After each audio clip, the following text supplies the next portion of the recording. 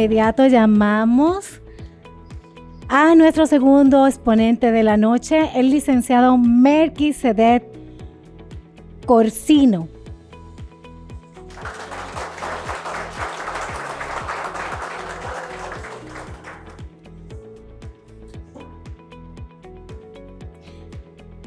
El licenciado está titulado en nuestra Universidad Uniremos con el título de licenciado en Derecho y de la UAS con el título de licenciado en Administración Pública. Y con el mismo confiesa, es un apasionado por el derecho público y sus ramas, además de seguir gran afinidad por el derecho patrimonial y el constitucional. Su trayectoria posee más de 10 años de experiencia en el subsistema de reclutamiento y selección del área de gestión humana de la banca privada. Hoy el licenciado tiene la ponencia del derecho como una ciencia para la administración de la paz entre los hombres, así como decía Benito Juárez, el derecho a la paz, el respeto al derecho a la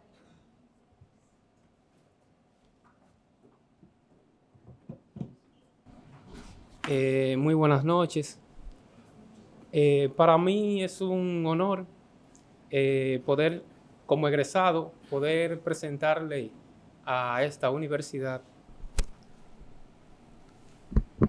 Bueno, les decía que para mí, como egresado, es un honor poder presentarles algunas de las ideas sobre las que he venido reflexionando durante mucho tiempo. Este tema es el producto de la creatividad, que gracias también, ¿no?, a la formación y a la dedicación por entender cómo funciona la sociedad, hemos creado. Se titula El derecho, una ciencia para la administración de paz entre los hombres. Es más o menos un tipo de manifiesto.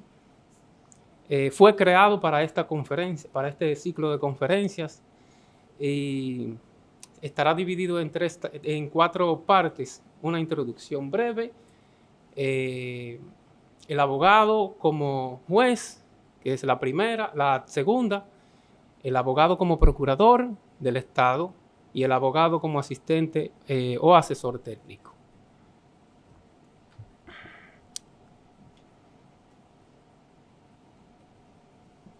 Bien, el derecho, una ciencia para regular el devenir histórico, es la primera parte. El derecho es una ciencia que pone de manifiesto los avances de la sociedad en cada una de sus etapas. Todos y cada uno de los aportes que se han sumado desde las ciencias jurídicas al desarrollo de las sociedades tiene como protagonista no al autor que las ha propuesto, sino al evento que las ha inspirado, o a la realidad misma que ha obligado al juicio y a la razón consciente a encontrar un punto de equilibrio que suponga el cese del sufrimiento y la perpetuidad de la sinrazón, como por ejemplo ocurrió con la superación de la esclavitud, tanto como modelo económico, así como realidad jurídica. La injusticia es y ha sido el elemento común en la superación de todas las eras oscuras de la humanidad. Para ello, debió existir quien creyese que todo sufrimiento existente se suponía uno infringido por entes con igualdad de condiciones, pero poseídos por la soberbia y no por razones, que la naturaleza establecía. La deposición de la fuerza en la prevalencia de las causas y diferentes empresas humanas, por la aplicación de la razón, el bien común y el sentido común, así como el amor al prójimo, inspirado en los preceptos que nos legara el cristianismo, hoy en día se pone de manifiesto en figuras jurídicas como el derecho a la propiedad privada, la responsabilidad compartida de los padres o patria potestad, el derecho al nombre, el derecho a la vida, un derecho que está sometido a tanto debate, irrazonablemente para mí, sin sentido que el derecho a la vida esté sometido al debate, a los debates públicos a los que ha venido siendo sometido desde los años 70, al de tener una familia y al de un juicio en el que prevalezca el debido proceso, el derecho a la libertad, entre otros.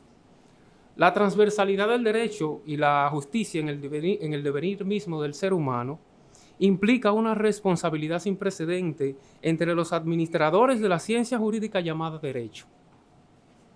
El impacto de los actos jurídicos en las vidas de los individuos es directo y no menor que cualquier otro evento de tipo sanitario, psicológico o espiritual inclusive.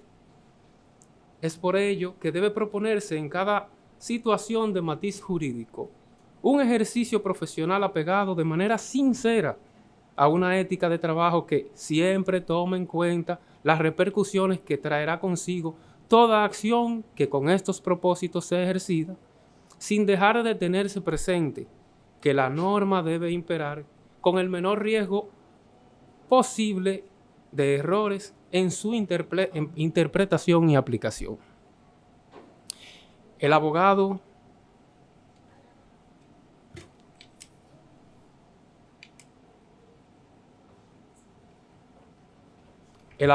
en su rol de juez. Quizá es la función de juez el escalafón más alto a ser alcanzado por el profesional del derecho.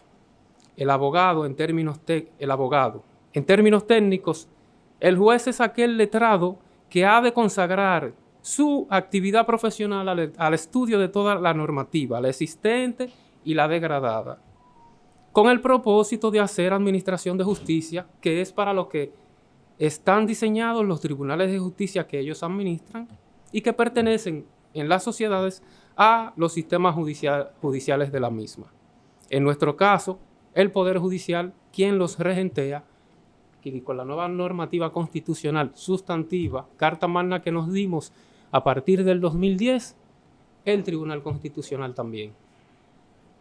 La Constitución Dominicana, en el caso particular de esta nación, ¿no?, instituye en toda su articulación, que inicia desde y hasta su título quinto, al Poder Judicial al que pertenecen los profesionales del derecho dedicados de manera exclusiva a la administración de justicia. En el texto constitucional se establece la incompatibilidad de la función de juez con cualquier otra de carácter de tipo económico no académico, actividad esta, la de la enseñanza única, con la que puede compartirse de manera simultánea la función de juez de los tribunales de justicia, independientemente de su carácter pecuniario, ¿verdad? A la de juez y catedrático debemos incluirle la de tratadista y escritor que, aunque no se menciona de forma expresa en la Carta Magna, en términos prohibitivos, en términos prácticos, ha venido siendo asimilada como una actividad catedrática. La judicatura es una función que implica una consagración muy particular del letrado que a ésta se dedica. Porque no podemos negar que el ser humano, al ser un ente con necesidades materiales y morales insatisfechas, ve, si lo analizamos desde un punto de vista vano y simple, limitada su capacidad de disponer de todo aquello que fue puesto a la disposición del ser humano para suplir en particular aquellas necesidades que son para las sociedades capitalistas las más importantes. Tener un carro, tener dos, cambiarlo, por ejemplo. Lo anterior ciertamente es un reto para el buen hacer. Lo es para la sociedad que se sirve de sus sistemas judiciales, lo es para los individuos en términos particulares, pero no lo es para todo aquel con un espíritu de avanzada, que ha entendido la complejidad de la vida en sociedad y ha asimilado como provechoso el desprendimiento en el que la entrega de lo mejor de sí mismo representa la mayor de las satisfacciones de la que se puede hacer demostración. Es en ese momento Cuando los individuos logran el desarrollo de una conciencia desprendida y comprometida, en el que el rol de ente imparcial en la solución de los conflictos se realiza de una forma calificada y a la altura de las expectativas de los más instruidos, pero también de la legislación que se ha dado a la sociedad con la esperanza de lograr una paz progresiva, no relativa, pero sí determinante y definitiva. El juez o abogado, en sus veces de juez, debe evitar el abandono de la sobriedad en su ejercicio, y ciertamente debe revestirse de una coraza impenetrable, tanto cuando se presta a escuchar los argumentos jurídicos de las partes en conflicto, como cuando debe evacuar sus decisiones. Tanto la capacidad crítica del juez, por tanto, la capacidad crítica del juez es puesta a prueba con más frecuencia de lo que pudiera llegar a imaginarse uno. Un momento de distracción judicial podría provocar en la toma de una decisión de igual índole un desasosiego importante entre litigantes y asistidos de derecho, que pudiera provocar diferencias razonables, pero inevitables entre los profesionales de medio y para las profesiones de medio. El derecho, por ejemplo, es una profesión de medio. Niveles en los que se ejerce la función de juez. La normativa constitucional dominicana establece dos tipos de juez: los jueces de carrera y los jueces de libre nombramiento. Estos últimos, los de libre nombramiento, pueden ser consagrados como tal entre profesionales del derecho que cumplan con los requisitos establecidos en las leyes y serán elegidos por el Consejo Nacional de la Magistratura. La posición de juez de la Suprema Corte de Justicia y también la de juez de Tribunal Constitucional es la más alta que puede ser ejercida en la judicatura en términos de jerarquía. A esta le sigue la de juez de los tribunales contenciosos y administrativos, artículo 164 de nuestra Carta Magna. Si partimos del hecho de que para ser juez de un tribunal de esta naturaleza se establecen los mismos requisitos que para los de corte de apelación, pero también porque el texto establece la susceptibilidad de la alzada en casación de las decisiones de estos jueces especiales.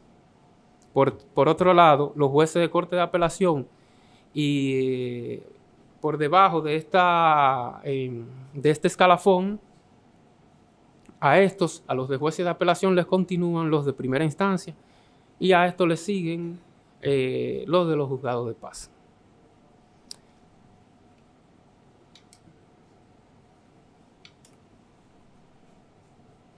El abogado en su rol de procurador fiscal. La Procuraduría Fiscal es aquella institución del sistema judicial que tiene como objeto toda reclamación en la que se procura el desagravio que ha sufrido el cuerpo social por los actos desde y contra los particulares y ejercidos contra la cosa pública, cometidos por personas físicas o por las personas jurídicas o morales. La función de procurador, ministro de justicia o fiscal es ejercida por aquel profesional de la abogacía formado y dedicado a la persecución de crímenes y delitos, al diseño y administración de la política pública para el tratamiento de la criminalidad y también a la administración del sistema de formación de la conducta antisocial de los individuos. El fiscal es el abogado de las causas públicas. Para definirlo de algún modo, tiene el deber de hacer prevalecer el derecho que tiene el cuerpo social de no sufrir conmociones que desarticulen la paz colectiva. Y esto lo consigue ejerciendo su rol de defensor de la integridad jurídica del Estado. Esta integridad jurídica comienza, desde luego, con la salvaguarda, tanto preventiva como reactiva, de los derechos individuales. El fiscal no permite, desde sus funciones, limitaciones contrarias al derecho, pero mucho menos debe permitir vejaciones contra ninguna persona sometida a las limitaciones que se definen en la forma, en la norma, como por ejemplo aquellos privados de libertad. Justicia retardada, justicia negada. Aquí voy a hacer un paréntesis para comentar, para hacer la integración de un evento que quiero que tomen en cuenta como un evento que genera entre las personas un estado de desasosiego que perturba la paz del ser humano. Por eso, evitarlo desde las funciones que se ejercen como profesional del derecho es importante para administrar paz entre los hombres.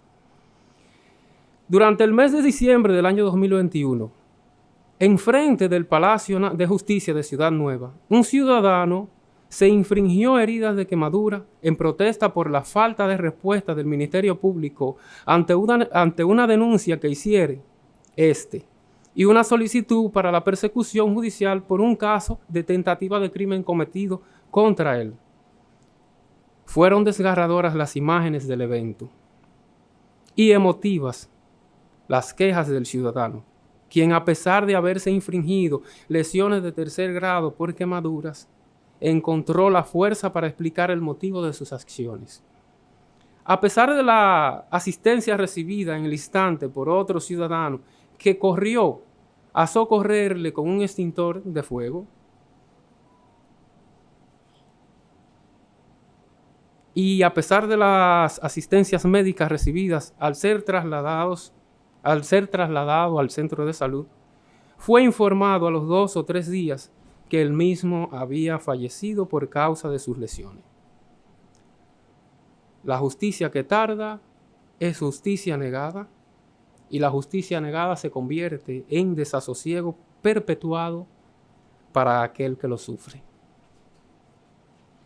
Como podemos apreciar en el caso planteado, la inactividad judicial, la demora deliberativa del sistema de justicia o inclusive la instrumentación y diseños ineficientes de los sometimientos judiciales, es decir, malos expedientes, por falta de diligencias y de otro tipo, pueden generar un estado de estrés impresionante entre aquellos que padecen los efectos de la demora y la ralentización de los efectos judiciales que las víctimas esperan sean resueltos por las vías formales.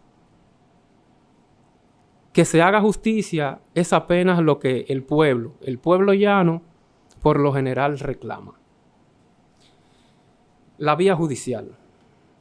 A pesar de que en la mayoría de los casos penales, quienes se ven envueltos en los conflictos son personas de los estratos sociales más bajos, se está consciente de que imperan procedimientos formales propios del Estado de Derecho, en el que las víctimas deben evitar cometer delitos y crímenes de venganza para darle paso a los procesos judiciales preestablecidos en nuestra normativa constitucional y procesal, desde luego, de la que el doctor Rafael tendrá una participación,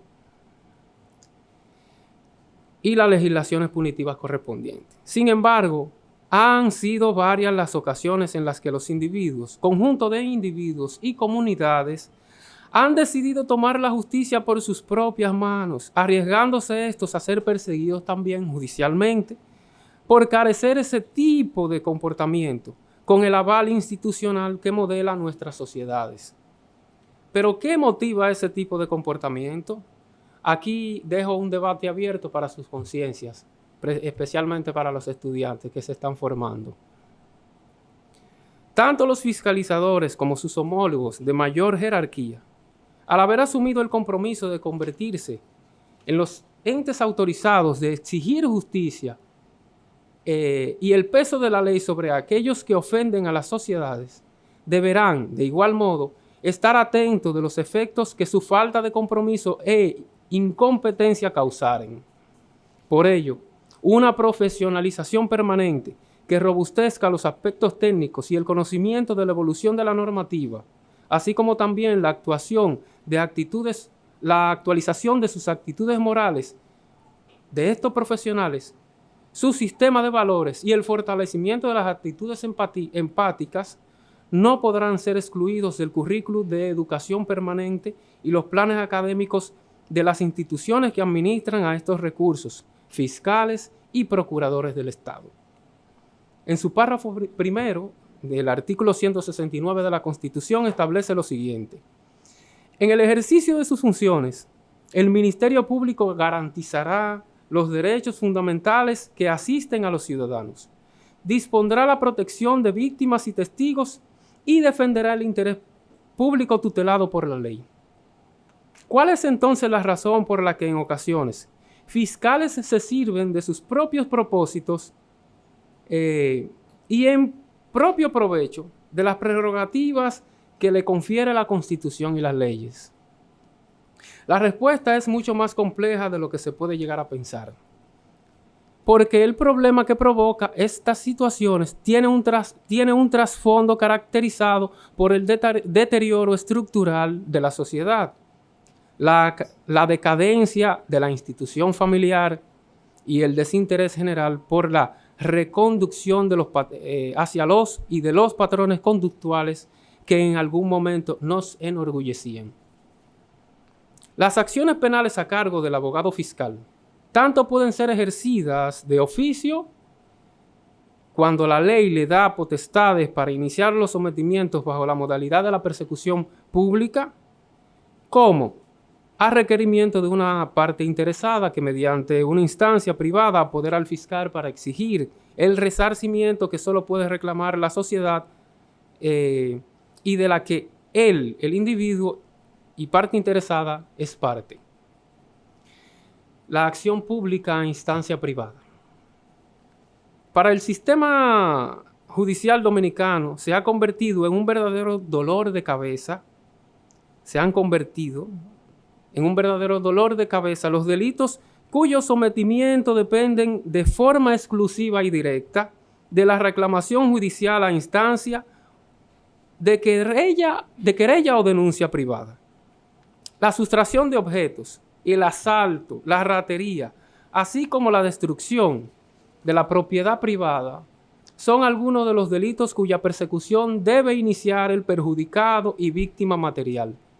El clamor colectivo por el diseño de instrumentos judiciales que permitan llevar a términos judiciales efectivos los delitos dependientes de una acción pública a instancia privada se hacen más latentes en la medida en la que han venido siendo asumidos como derrotas públicas y bochornosas las desestimaciones o desestimientos que obligan a jueces y fiscales al cese de la persecución punitiva.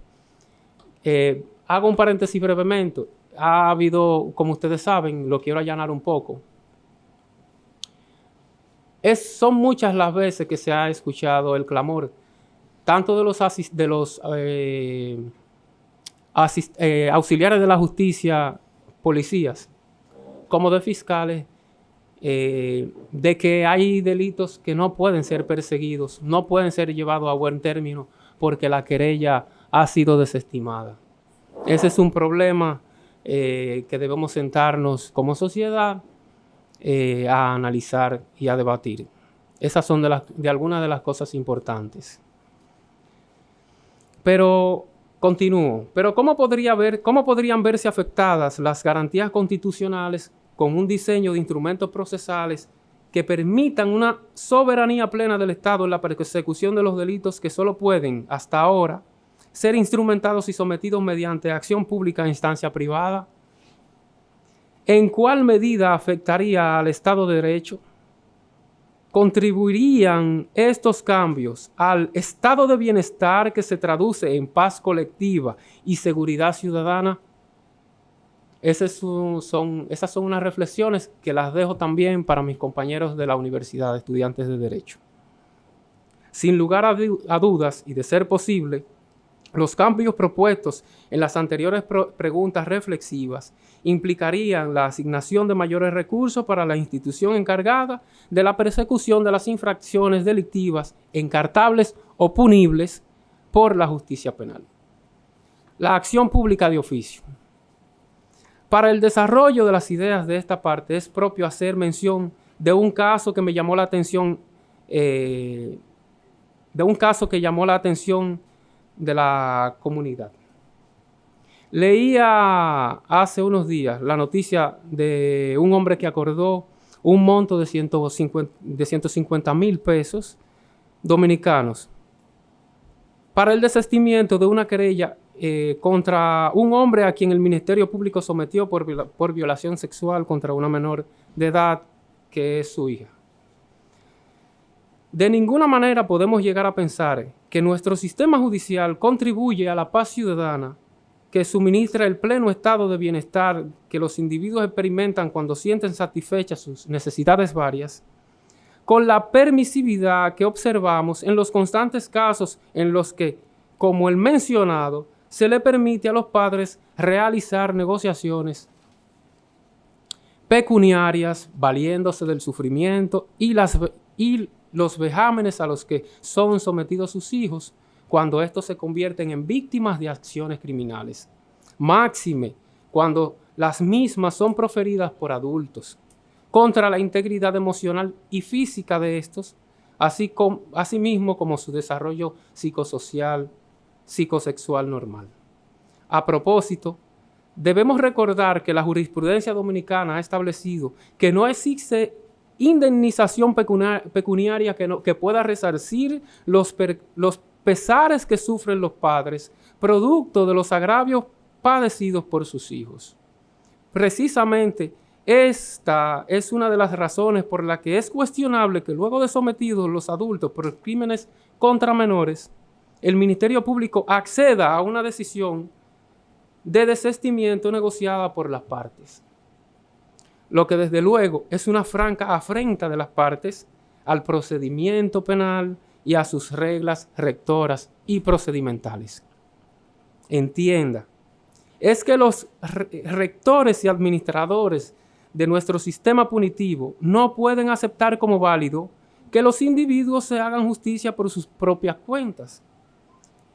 Es eso lo que acontece cuando observamos una negociación o acuerdo económico de desistimiento de las denuncias que se dan entre las partes ante crímenes cuya resolución final son de la entera y exclusiva discrecionalidad del Estado y su Procuraduría.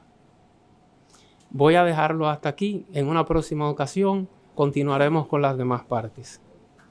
Muchas gracias.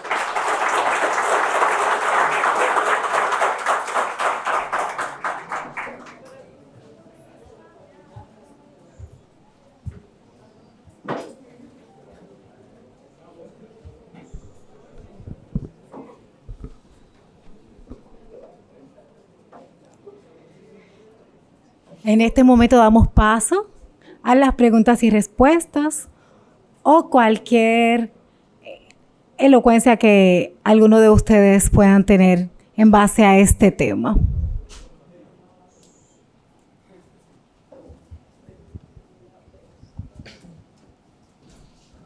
Buenas para todos. Una pregunta. Sí. Mi inquietud es sobre el caso del señor que se prendió fuego, el señor Polanco. La acción que él tomó es producto del trastorno que él padecía o de el incumplimiento de la acción del Poder Judicial en negarle a él como ciudadano sus derechos. Bien, a fondo no conozco los detalles del hecho de si él padecía algún trastorno psicológico. Me parece que usted sí los conoce.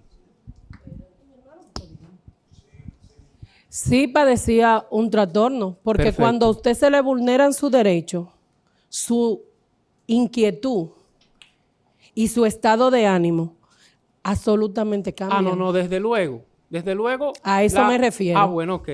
Precisamente cuando decimos que la justicia que retarda es justicia que se niega, y lo que se le niega a una persona que tiene derecho a ello genera un estado de ánimo totalmente incómodo para la persona, un desasosiego permanente, pues entonces en ese momento tenemos que pensar que aquellos que están obligados a iniciar las acciones que resarcen, que le devuelven a la persona agraviada lo que esa persona exige por justo derecho, pues cuando eso no pasa, entonces el Estado, a través de sus profesionales encargados, comete un agravio entonces doble en contra de sus ciudadanos. Es por ello que entiendo que desde luego la responsabilidad pesa en parte importante y tal vez la más importante sobre el Estado, que a través de sus persecutores de justicia no atendió las demandas justas de ese ciudadano al que sometió a un estado de intranquilidad importante, que lo llevó a cometer acciones contra sí mismo, lamentablemente. Buenas noches, Felipe Ramírez. Una pregunta, ya que dentro de su ponencia se habló de lo que es la gobernanza, el Estado y el Estado de Derecho. Se dejó de vivir solamente en sociedad y se instauró el régimen del Estado hace 5.500 años. Ahora bien, nosotros como cuasi administradores de la justicia o administradores de la justicia ya ejercemos, pero no ciertamente la justicia es recibida por quien la espera. Dentro de un Estado de Derecho, ¿de qué manera se lleva a cabo el ejercicio de la paz para con los hombres que conforman una sociedad? Bien. Había una parte de la exposición que hablaba del abogado como asesor o asistente técnico. En esa parte se decía que el abogado es un ente de reproducción del conocimiento de prerrogativas legales y las normas que el Estado se ha dado, ¿verdad? Son esas, el cumplimiento cabal de parte de cada uno de los ciudadanos, de las normas que esa sociedad se ha dado, es la única y pura garantía de que ese Estado tendrá ciudadanos que vivan la paz plena. En el momento en el que los individuos, aprovechándose de sus posiciones, y cuando digo posiciones me refiero también a la posición intelectual, el conocimiento, para quitarle al que no debe lo que a esa persona le pertenece, en ese mismo momento inicia un proceso de destrucción de la paz de los individuos y de la paz colectiva. Entonces, tenemos un excelente sistema normativo en la República Dominicana, pero necesitamos hombres que se den la oportunidad en todo momento y sin recular de cumplir esas normas y hacerlas cumplir. Valentía apenas se necesita para ser hombre y mujer.